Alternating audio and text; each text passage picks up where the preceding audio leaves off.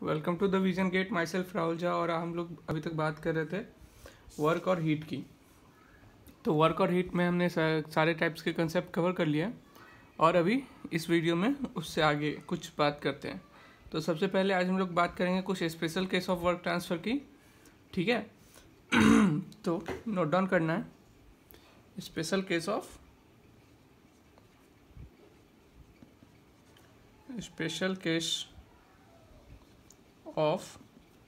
Work transfer. Special cases of work transfer की हम लोग बात करें तो लेट्स सपोज एक रूम है, ठीक है। उस रूम को या एक कंटेनर है, इस कंटेनर को 2 पार्ट्स में हमने डिवाइड कर रखा है 20 से, ठीक है, एक वॉल के द्वारा। और एक पार्ट में कुछ भी नहीं है, इवैक्यूएटेड।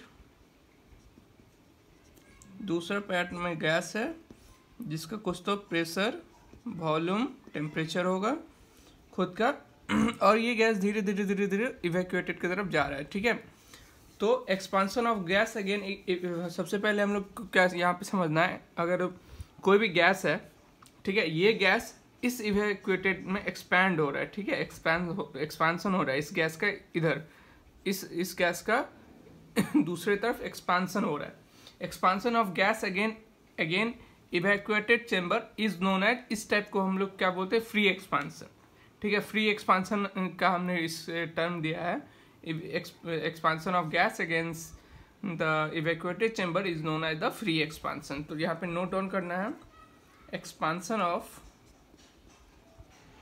एक्सपांसन जैसे कि इस केस में हो रहा है, ये गैस इवैक्यूएटेड चैम्बर, ये एक इवैक्यूएटेड चैम्बर है जिसमें एक्सपैंड हो रहा है, तो इस टाइप के एक्सपांसन को हम लोग फ्री एक्सपांसन का टर्म दिया है। Expansion of gas against evacuated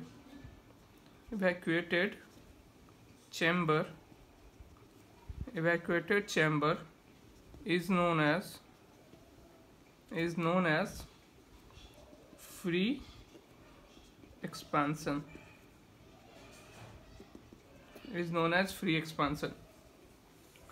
ठीक है। तो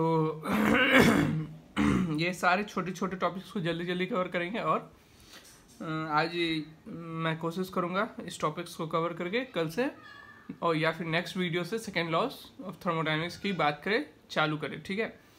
तो expansion of the gas against evacuated chamber is known as the free expansion, ठीक है। अब free expansion work is always zero. हमें क्या समझना है, फ्री एक्सपांसन वर्क क्या होता है, जीरो होता है। अच्छा, अब ये जीरो क्यों होता है, ये जीरो इसलिए होता है क्योंकि उन्हें रेस्ट्रिक्शन करने के लिए यहाँ पे कुछ भी नहीं है। अगर गैस इसमें एक्सपैंड हो रहा है तो यहाँ पे रेस्ट्रिक्ट करने के लिए कुछ भी नहीं है, रिस्ट्रिक्शन ऑफर्ड करने के लिए सराउंडिंग से इस गैस को कुछ भी नहीं है, इसलिए यहाँ पे वर्क डन जीरो होता है, ठीक है। इस पॉइंट को नोट डाउन करेंगे। Free expansion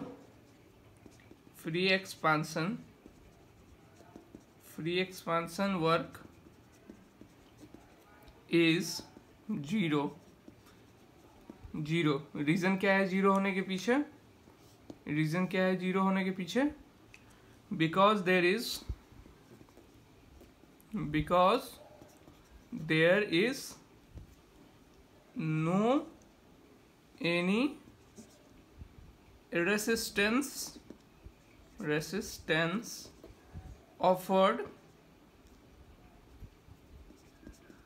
offered from surroundings, okay. यहाँ पे कोई भी रेजिस्टेंस ऑफर किया नहीं जाता सराउंडिंग्स के द्वारा, इसलिए अगर ये गैस जब भी फ्री इवैक्यूएटेड चैम्बर में एक्सपैंड करता है तो वर्क डन हम लोग हमेशा जीरो लेते हैं, ठीक है। अब वर्क डन क्या है हमारा, जीरो, ठीक है। तो फर्स्ट लॉ में हमने क्या पढ़ा था, D Q is equal to D U plus D W zero है, हमने बाहर से कुछ भी हीट दिया नहीं है, तो डी यू यहाँ से क्या हो गया, जी यू। और डी यू को क्या कहते हैं, change in energy, change in energy, और डी यू को चेंज इन एनर्जी बोलेंगे। और चेंज इन एनर्जी मतलब जीरो है, मतलब क्या होगा इसका, U2 इक्वल टू U1। जब भी फ्री एक्सपांसन का केस आता है तो U2 इक्वल टू U1 हम लोग लेंगे, ठीक है। Final energy equal to initial energy, ठीक है। अब बात करेंगे यू हमारा किसके, हमने फर्स्ट लॉ में ही पढ़ाई किया था। यू जो है सो हमारा फंक्शन ऑफ टेम्परेचर है, ठीक है। फर्स्ट लॉ में हमने पढ़ाई किया था यू है किसका, टेम्परेचर, फंक्शन ऑफ टेम्परेचर है। तो अगर ये फंक्शन ऑफ टेम्परेचर है तो यहाँ पे नोट डाउन करना, U is a function of temperature only, therefore T2 equal to T1। यहाँ से क्या आ गया हमारा, T2 इक्वल टू T1, ठीक है। इतना काफ़ी है फ्री एक्सपांसन के लिए जानना के लिए, ठीक है। अब हम लोग बात करेंगे आगे ओपन सिस्टम की, ओपन सिस्टम में क्या होता है, ठीक है।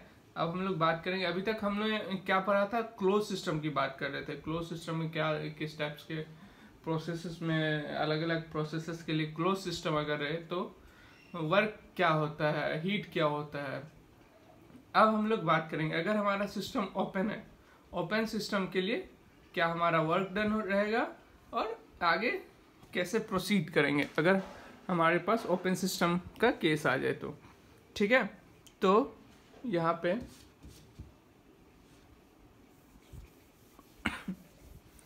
ओपन सिस्टम हेडिंग डालेंगे और बात करेंगे आगे ओपन सिस्टम की।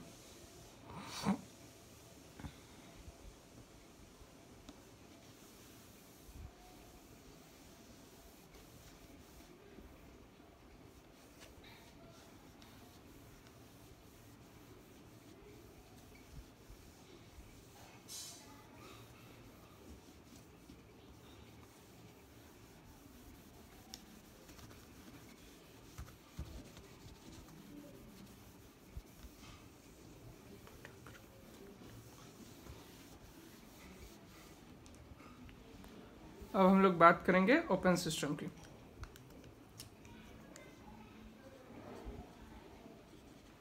Open system, okay. हम लोग बात करेंगे ओपन सिस्टम की। तो सबसे पहले तो समझेंगे ओपन सिस्टम होता क्या है, ठीक है। ओपन सिस्टम क्या होता है, ठीक है। एक ऐसा सिस्टम जिसमें मास और एनर्जी दोनों भी ट्रांसफ़र कर सके बाउंड्री से, उसे हम लोग ओपन सिस्टम कहते हैं।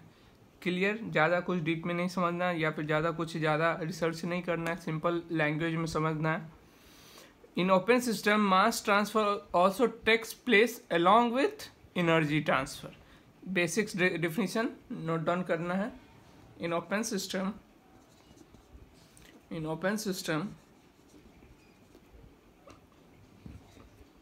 mass transfer also take place along with energy transfer. Mass transfer also take place along with energy transfer. Okay. अब आगे बात करें तो दो टाइप्स के फ्लो होते हैं, एक स्टडी फ्लो और एक यूनिफॉर्म फ्लो। स्टडी फ्लो किसे कहते हैं और यूनिफॉर्म फ्लो किसे कहते हैं, ठीक है। स्टडी फ्लो किसे कहते हैं, ऐसा फ्लो जिसमें property do not change with respect to time. Time के साथ अगर प्रॉपर्टी चेंज नहीं हो रहा है उस टाइप्स के फ्लो को हम लोग स्टडी फ्लो करते हैं। और स्टडी फ्लो एक लोकेशन पे ही किया जाता है, फिर एक फिक्स्ड लोकेशन पे हम लोग मान लो यहाँ पे खड़ा हो गए और यहाँ पे देख रहे हैं, घड़ी देख रहे हैं, और अगर घड़ी के टाइम के साथ प्रॉपर्टी चेंज नहीं हो रहा है तो हम लोग बोल देंगे कि स्टडी फ्लो है। और वहीं दूसरी तरफ बात करें यूनिफॉर्म फ्लो की, अगर जैसे कि हमने यहाँ पे बोला स्टडी फ्लो किसके रिस्पेक्ट में होता है, एक लोकेशन के रिस्पेक्ट में होता है, ठीक है। बट यूनिफॉर्म फ्लो क्या होता है, अलग अलग लोकेशन के हिसाब से अगर हमारा फ्लो का प्रॉपर्टीज चेंज नहीं हो रहा तो उस टाइप के फ्लो एट एक टाइम इंटरवल में, तो उस टाइप के फ्लो हम लोग बोलेंगे यूनिफॉर्म फ्लो, ठीक है। तो इससे डिफाइन करेंगे, डिफिनीशन में लिखेंगे steady flow and uniform flow. Steady flow and steady flow क्या होता है, property do not change, property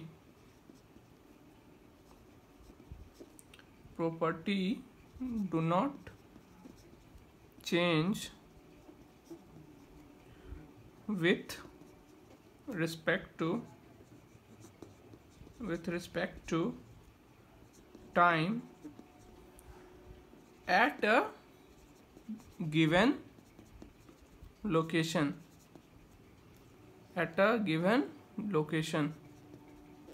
okay।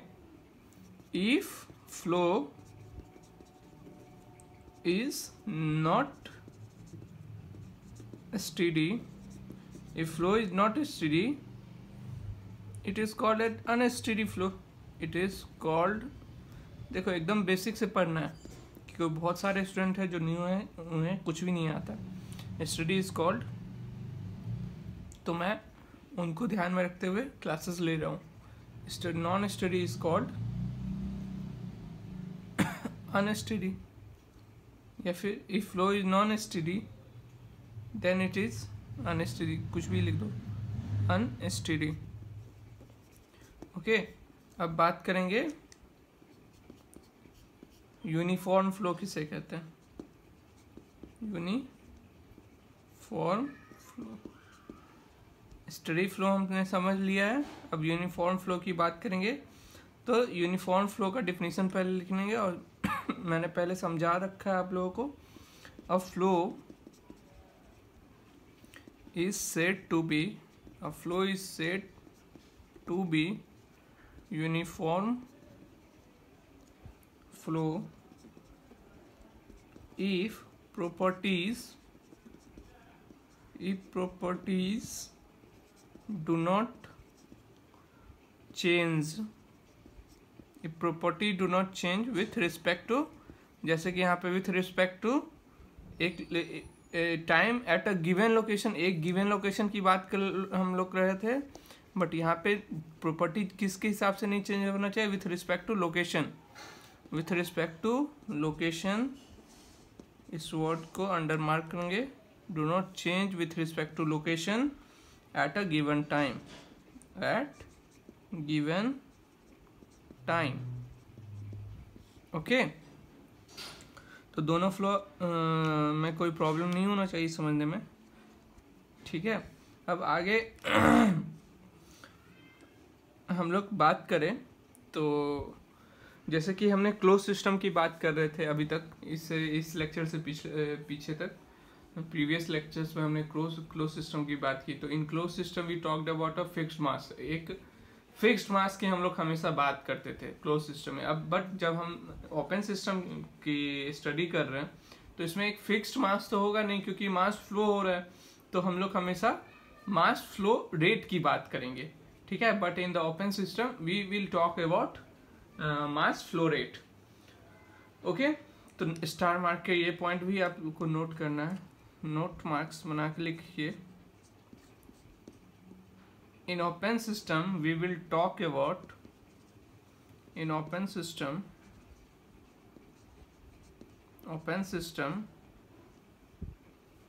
we will talk about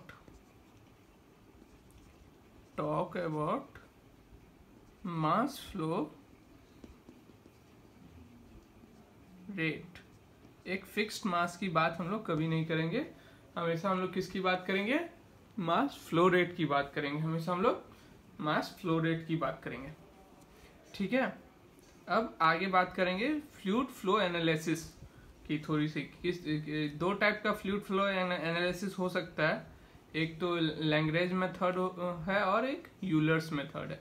तो अलग अलग ये दोनों साइंटिस्ट थे, अलग अलग स्टडीज किए कैसे एक फ्लूइड को स्टडी किया जाए। तो फ्लूइड फ्लो एनालिसिस दो टाइप्स के बेसिकली होते हैं, एक लैग्रेंज मेथड और एक यूलर्स मेथड। लैग्रेंज में हम लोग क्या करते हैं, एक पार्टिकल को पकड़ लेते हैं और वो पार्टिकल जिधर जिधर मूव कर रहा है उधर उधर उसका जानते सब कुछ। बट एक यूलर्स मेथड में एक फिक्स लोकेशन की बात हम लोग हमेशा करते हैं। ठीक है, तो आगे हम लोग पढ़ेंगे fluid flow analysis.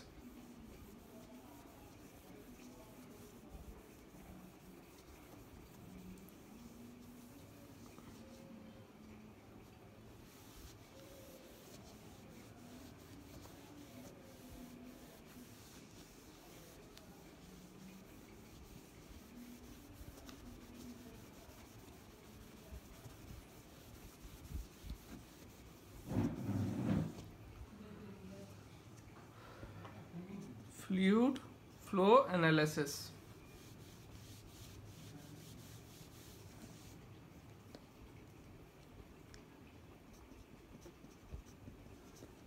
Fluid flow analysis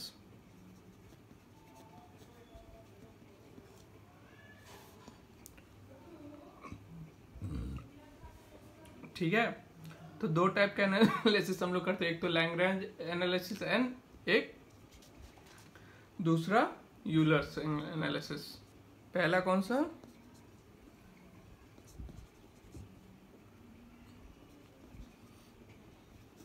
Lagrange की बात करेंगे, दूसरा यूलर की बात करेंगे। ठीक है, मान लो ये एक हमारा पाइप है, इसमें कुछ फ्लूइड फ्लो हो रही है। ठीक है, तो लैग्रेंज में क्या क्या होता है ना, लैग्रेंज में क्या होता है ना, जो हमारा लैग्रेंज मेथड में हमारा जो अटेंशन होता है ना, वो पूरा फोकस किस पे होता है, एक फिक्स्ड क्वांटिटी ऑफ फ्लूइड पे, मतलब और एक पार्टिकल ऑफ फ्लूइड पे हमारा पूरा फोकस अटेंशन रहता है। अलग अलग टाइम और लोकेशन पे वो पार्टिकल कैसा बिहेव कर रहा है, इस टाइप का अगर स्टडी कर रहे हैं, एक पार्टिकल का अगर स्टडी कर रहे हैं तो उसे हम लोग लैग्रेंज बोलते हैं। और यूलर फ्लो में हम लोग का अटेंशन किस पे रहता है, एक रीजन पे फिक्स रहता है, एक स्पेस का एक फिक्स्ड रीजन जो भी हो उस पे अटेंशन रहता है। ठीक है, जिसे हम लोग की कंट्रोल वॉल्यूम भी बोल देते हैं। ठीक है, लैग्रेंज में हमारा एक fixed location pay attention fixed रहता है और यूलर्स में एक पार्टिकल को हम लोग एनालाइज करते रहते हैं। ठीक है, ये पार्टिकल अभी यहाँ पे है, फिर ये पार्टिकल यहाँ गया, फिर ये पार्टिकल यहाँ गया। तो हम लोग एक पार्टिकल को different time and different location पे नोटिस कर रहे हैं। बट यहाँ पे क्या हुआ, यूलर में क्या हुआ, बहुत सारे पार्टिकल्स इस ए और बी से पास हो रहा है, बहुत सारे पार्टिकल ए और बी से पास हो रहा है। तो हम लोग एक पार्टिकल को एनालिसिस अलग अलग, जैसे कि इस पार्टिकल को बैठ गए और इस पार्टिकल को देख रहे हैं कैसे कैसे कैसे कैसे ये मूव करते जा रहा है अलग अलग टाइम। बट यहाँ पे ये नहीं करना है, एक लोकेशन पे हम लोग फिक्स्ड हैं, इस लोकेशन से जितने भी पार्टिकल्स जाएंगे उसको हम लोग एनालाइज करेंगे। तो ये बेसिकली दोनों फ्लो एनालिसिस करने का अलग अलग तरीका होता है। ठीक है, तो अभी नोट डाउन करेंगे लैग्रेंज में क्या करते हैं हम लोग।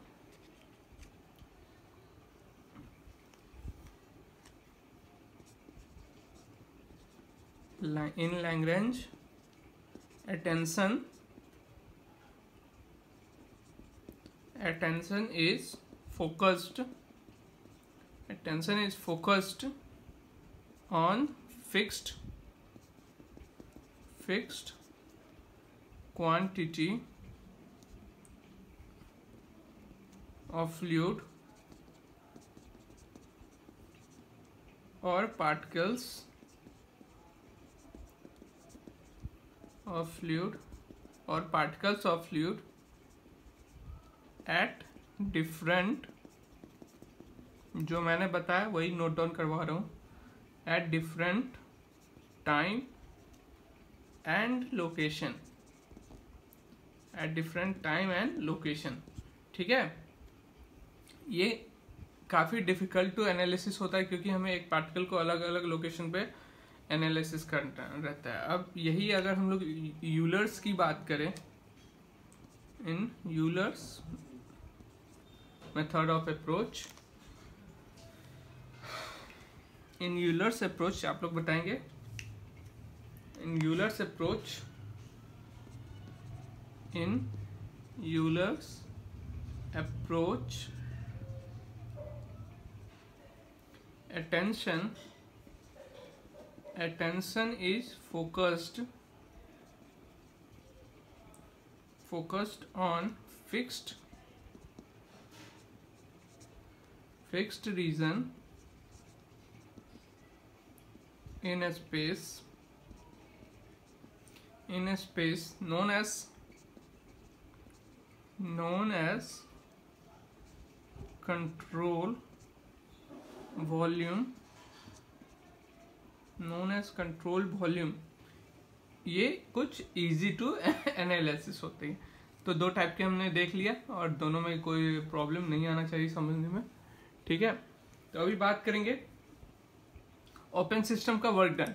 ओपन सिस्टम का वर्क डन क्या होता है, इसका डेरिवेशन देखने की ज़्यादा ज़रूरत नहीं है, वर्क डन बस ध्यान में रखना है और आगे कैलकुलेट करेंगे डिफरेंट, इसी वीडियो लेक्चर में डिफरेंट प्रोसेस के वर्क डन, ठीक है। Constant pressure, constant volume, isothermal का वर्क डन क्या होगा ओपन से, अगर हम लोग ओपन सिस्टम के साथ डील कर रहे हैं तो, ठीक है। तो work done for open system steady flow,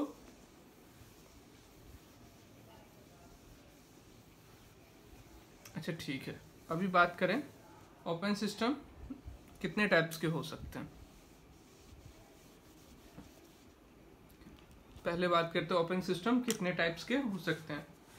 we can broadly categorize our open system in basically in two parts. First one is steady and the second one is unsteady. हम लोग दो पार्ट्स में ओपन सिस्टम को categorise कर सकते हैं। पहला कौन सी है, स्टडी, एंड दूसरी कौन सी है, अनस्टडी। फिर स्टडी को हम लोग दो पार्ट में बैलेंस कर सकते हैं डिवाइड, एक तो मास बैलेंस से कर सकते हैं और एक एनर्जी बैलेंस से। मास बैलेंस में क्या होता है, इनलेट एंड एग्जिट दोनों होना चाहिए, ठीक है, अगर समझने के लिए बता रहा हूँ। और एनर्जी बैलेंस में एक्युमुलेशन ऑफ मासेस नहीं होना चाहिए, ठीक है। तो हम लोग यहाँ पे स्टडी फ्लो की अगर बात करें तो ओपन सिस्टम में स्टडी फ्लो की वर्क डन का वैल्यू क्या होगा। ओपन सिस्टम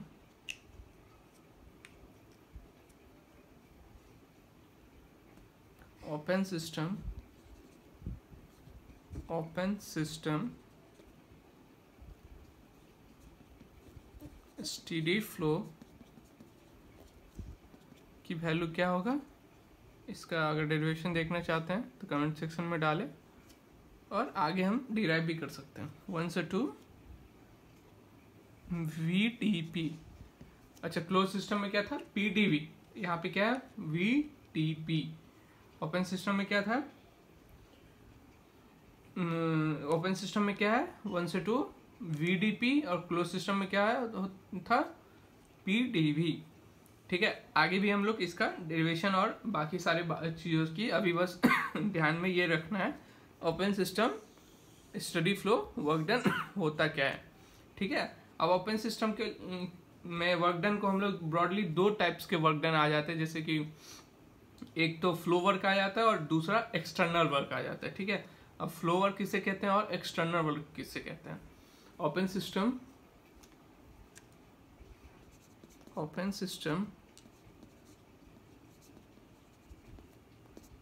सिस्टम की बात करें तो दो टाइप से यहाँ वर्क एसोसिएटेड रहते हैं। पहला एक्सटर्नल वर्क और second one is flow work. Okay. अब एक्सटर्नल वर्क किसे कहते हैं और फ्लो वर्क किसे कहते हैं, ठीक है। जो भी वर्क बाउंड्री को क्रॉस कर रहे हैं other than normal fluid force की, तो उस टाइप्स के वर्क्स को हम लोग एक्सटर्नल वर्क्स कहते हैं, जैसे कि सॉफ्ट वर्क, ठीक है। जो भी वर्क हमारा बाउंड्री को क्रॉस करेगा other than due to the normal fluid force, उस टाइप्स के वर्क्स को हम लोग बोलेंगे soft work, sorry flow external works. Flow work किसे कहते हैं, जो भी वर्क रिस्पॉन्सिबल होगा फ्लो ऑफ फ्लूइड के लिए, फ्लो ऑफ फ्लूइड के लिए जो भी वर्क रिस्पॉन्सिबल होगा उसे हम लोग फ्लो वर्क कहते हैं। ठीक है, ये क्यों होता है? It is because of normal fluid force. Normal fluid force के कारण जो भी हमारा फ्लूइड अगर फ्लो हो रहा है उसके लिए जो भी वर्क हमारा रिस्पॉन्सिबल है उसे हम लोग बोलते हैं फ्लो वर्क। ठीक है, तो यहाँ पे नोट डाउन करेंगे दोनों में डिफरेंस क्या होता है। The work which crosses the boundary of system other than due to normal fluid force। For example soft work अगर हम लोग बात करें, जो भी वर्क बाउंड्री क्रॉस कर रहा है normal then other than fluid force उसे हम लोग एक्सटर्नल वर्क बोलेंगे। और फ्लो वर्क किसे बोलेंगे? जो भी work which is responsible for the flow of fluid के फ्लो के लिए रिस्पॉन्सिबल है उसे हम लोग सिंपल से फ्लो वर्क बोलते हैं, सॉफ्ट वर्क। यहाँ पे डालेंगे the work which is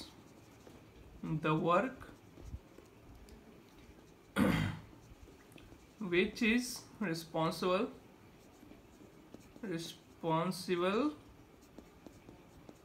for the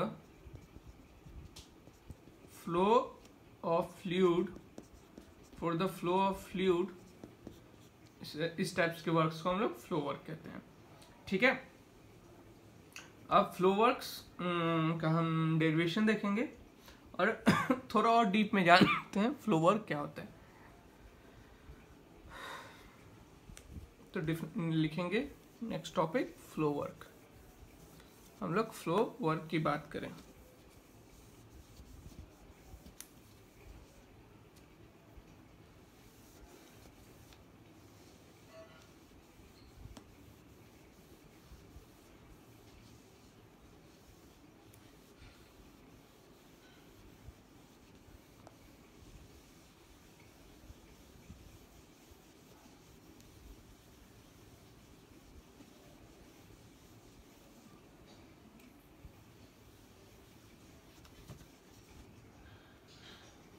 flow work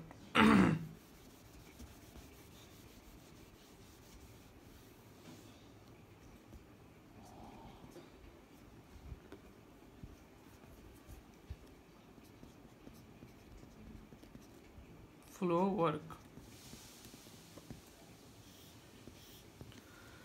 ठीक है, तो पहले तो इसका डेफिनेशन हम समझेंगे। It is the work which involves in causing the fluid element either entering to the system or leaving from the system। ठीक है, बहुत इजीली डेफिनेशन मैं बता रहा हूँ। अगर कोई भी फ्लूइड अगर इंटर कर रहा है सिस्टम में, उसमें जितना भी वर्क लग रहा है, it is the work which involves in causing the fluid entry. यही डेफिनेशन ऑलमोस्ट मैंने ऊपर भी बताया था। It is the work which involves in causing the fluid element either entering to the system or leaving from the system। ठीक है, तो यहाँ पे डिफाइन करेंगे और फ्लो वर्क हम लोग जानेंगे फ्लो वर्क की वैल्यू क्या होती है। ठीक है, तो यहाँ पे डिफाइन करेंगे it is the work, another form of definition, it is the work which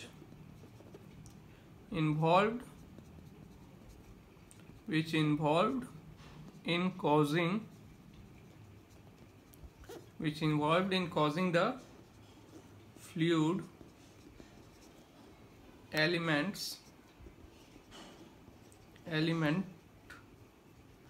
either entering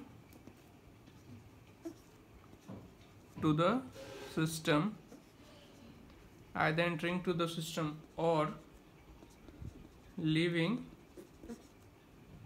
from the system, either entering to the system or leaving from the system। Okay, अब अगर बात करें फ्लो वर्क को हम लोग numerically कैसे define करेंगे, तो जब भी ये मान लो हमारा कोई सिस्टम है, ठीक है, यहाँ से फ्लूइड इंटर करेगा और यहाँ से फ्लूइड एग्जिट करेगा, तो लेट्स सपोज ये dx डिस्प्लेसमेंट कवर किया कोई फ्लूइड ने, ठीक है, तो प्रेशर क्या होगा, pressure equal to force per unit area होता है, ठीक है, और वर्क डन क्या होता है, dw फ्लो क्या होता है, force into dx, force into displacement हमारा क्या हो जाता है, वर्क डन, ठीक है।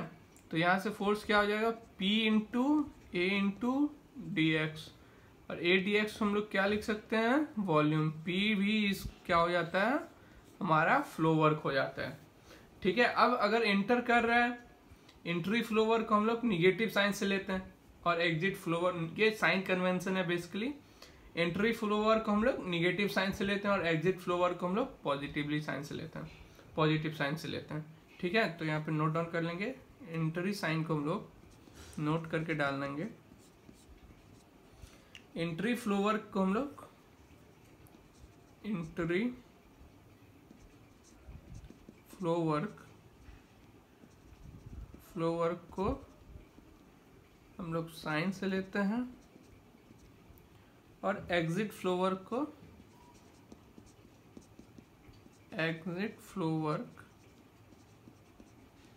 को हम लोग निगेटिव साइन से लेते हैं, यहाँ पे एग्जिट को हम लोग पॉजिटिव साइन से लेते हैं। क्लियर, यहाँ तक किसी को कोई प्रॉब्लम नहीं होना चाहिए समझने में। ये हमारा क्या है, कंट्रोल वॉल्यूम है, जिसकी हम लोग स्टडी करते हैं, इसको हम लोग क्या बोलते हैं, कंट्रोल वॉल्यूम। ओके, अब हम लोग बात करेंगे एनर्जी बैलेंस की। ओके, अब हम लोग बात करेंगे एनर्जी बैलेंस की।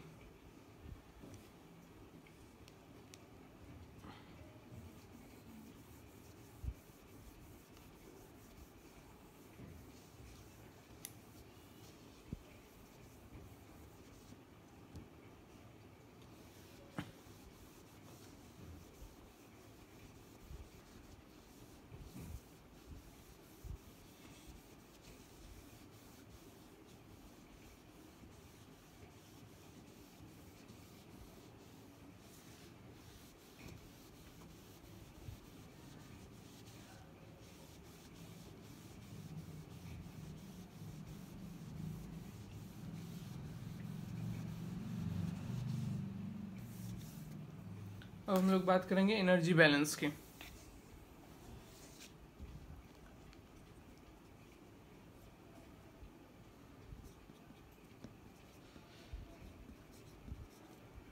Energy balance,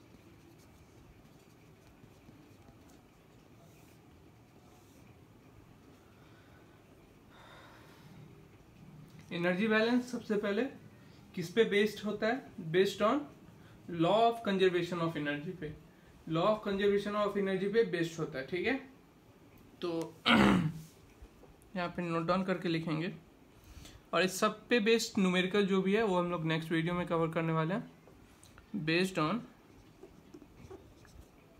on law of conservation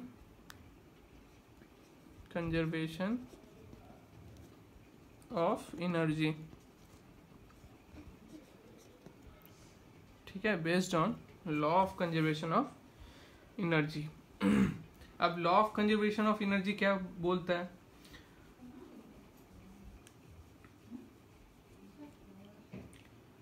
law of conservation of energy क्या बोलता है, by law of conservation of energy the rate of energy accumulated within the control volume is equal to net rate of energy transferred across the control volume, ठीक है। Law of conservation of हमें क्या बताता है, ये सबको almost मालूम ही होगा, और स्टडी फ्लो के लिए हम लोग जहाँ तक बात करें, नो एक्यूमुलेशन ऑफ मास होता है और नो एक्यूमुलेशन ऑफ एनर्जी होता है कंट्रोल वॉल्यूम में।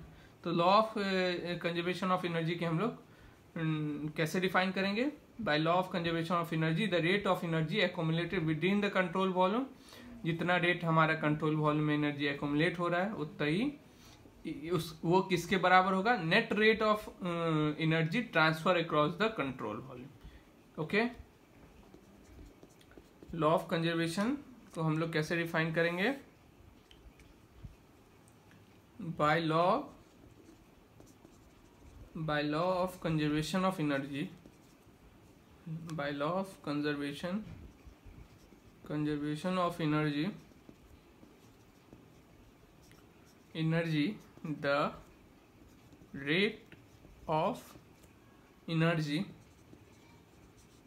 of energy accumulated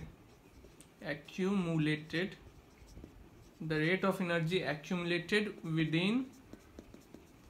within the control volume within the control volume is equal to the net rate of energy transfer across the control volume। Okay और एक point डाल के मैंने जो बताया था, फॉर स्टडी फ्लो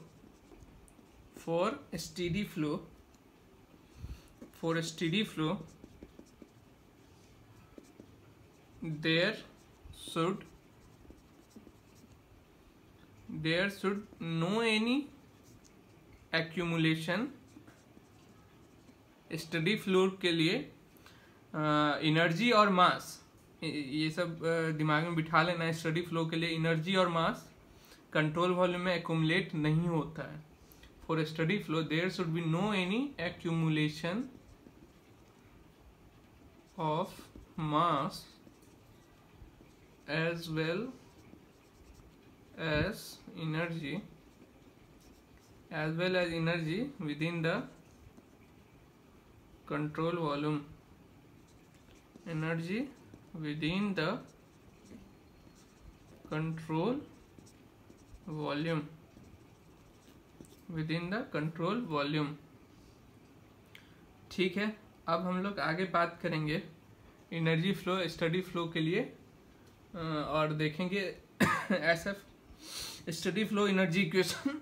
हम लोग आगे बात करेंगे स्टडी फ्लो एनर्जी इक्वेशन क्या होता है और कैसे इसका डेरिवेशन होता है। ठीक है, और फिर कुछ एग्जांपल्स देखेंगे, example of steady flow of an system की, जैसे कि नोजल हो गया और फिर टरबाइन हो गया, थ्रॉटलिंग डिवाइस हो गया, कंप्रेसर हो गया। उसमें देखेंगे उन सभी का वर्क डन कैसे निकाला जाता है और क्या होता है। तो आगे बात करेंगे for steady flow energy conservation लगा के हम लोग एसएफ ई का इक्वेशन जिसे हम लोग बोलते हैं स्टडी फ्लो एनर्जी इक्वेशन, वो जानेंगे अभी।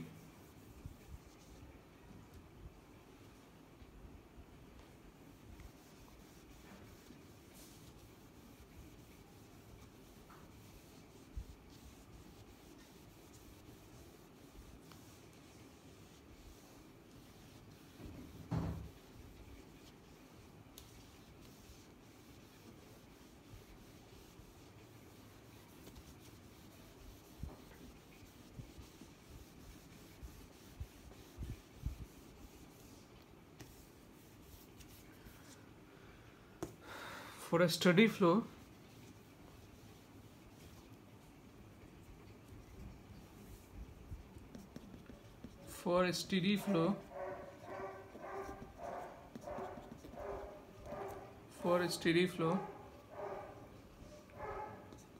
E1 is equal to half m C1 square plus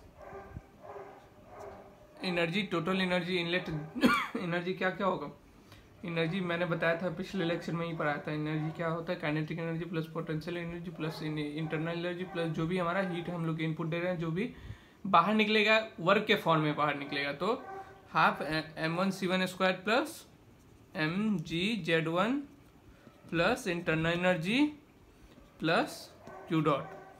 E2 क्या हो जाएगा, आउटपुट एनर्जी क्या हो जाएगा, half m2 C2 square plus mgz2 plus U2 dot plus work में हमारा, अब वर्क कितने टाइप्स के होंगे, 2 टाइप्स के, flow work and external work.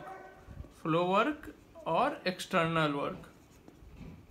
External flow work कितने टाइप्स के होंगे, -P1 V1 और P2 V2। एक्सटर्नल वर्क क्या होगा, W कंट्रोल वॉल्यूम में जो भी वर्क हमारा लगा, और हमारे कंट्रोल वॉल्यूम क्या है, इसकी हम लोग बात कर रहे हैं, ठीक है। तो Z1 कुछ भी रेफरेंस से, यहाँ से ये Z1 हो जाएगा, ये डिस्टेंस को हम लोग Z2 बोलेंगे, ये डिस्टेंस को हम लोग Z2 बोलेंगे, ठीक है। यहाँ पे कुछ भी मास होगा m1 डॉट C1 डॉट जो भी हो, यहाँ पे कुछ m2 डॉट होगा, ये इनलेट है और ये एग्जिट है, m2 डॉट C2। अब हम लोग अगर बात करें, अगर स्टडी फ्लो है तो हमने अभी देखा एक्यूमुलेशन ऑफ मास और एनर्जी नहीं होता है, तो इसलिए इन दोनों को इक्वेशन को हम लोग इक्वेट कर सकते हैं, E1 dot is equal to E2 dot.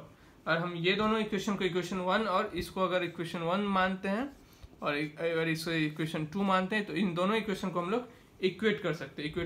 Equating equation 1 and equation 2 what we get, अभी देखेंगे हम लोग। इक्वेशन 1 और इक्वेशन 2 को हम लोग अगर इक्वेट कर रहे हैं तो हमें क्या ऑब्टेन्ड होगा,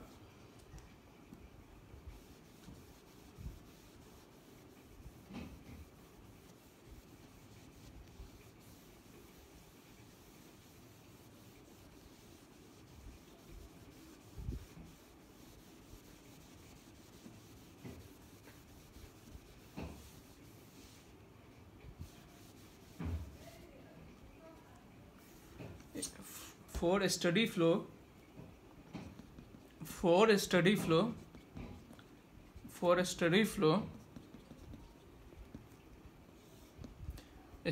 में क्या होगा, E1 dot is equal to E2 dot, ठीक है।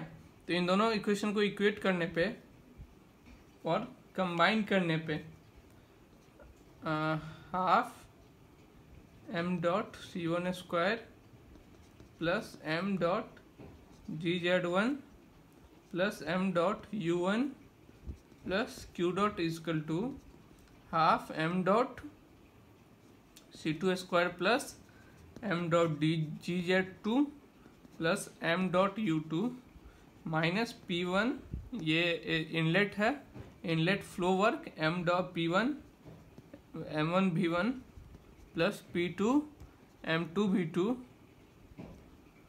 Plus work done in close volume. अब इससे कुछ इधर उधर करके हमारे पास क्या इक्वेशन आ जाएगा, ये आप खुद से भी कर सकते हैं, m डॉट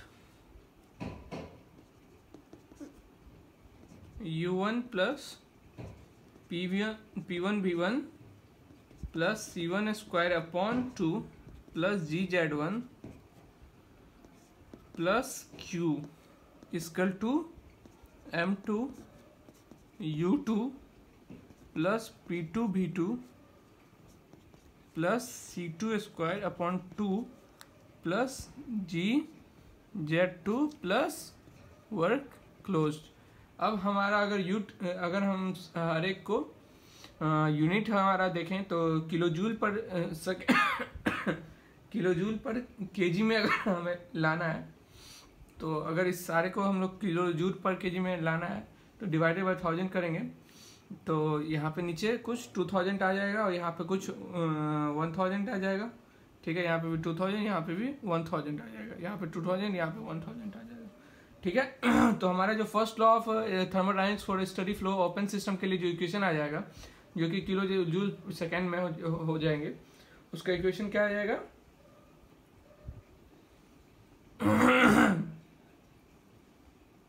ये हमारा m डॉट किस में रहेगा, किलोजूल, अभी किस में है, किलोजूल पर सेकेंड में है। ये हमारा u1 किस में है, किलोजूल पर केजी में है। ये हमारा Q1 ये टर्म हमारा, हाँ, oh sorry sorry sorry sorry. अब एक नेक्स्ट टर्म हम इसको ऐसे भी लिख सकते हैं, U1 P1 B1 को H1